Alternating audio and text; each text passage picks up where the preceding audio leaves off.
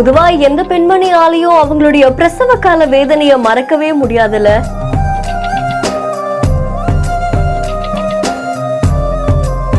குழந்தை பிறக்க போதுன்னு ஒரு பக்கம் சந்தோஷம், இன்னொரு பக்கம் அந்த வலி.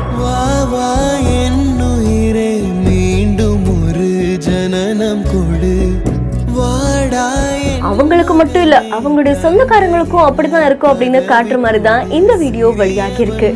சிறியவன்தான் உலகின் பார்வையிலே பெரியவன் நான், பெரியவன்தான் உந்தன் கண்களிலே.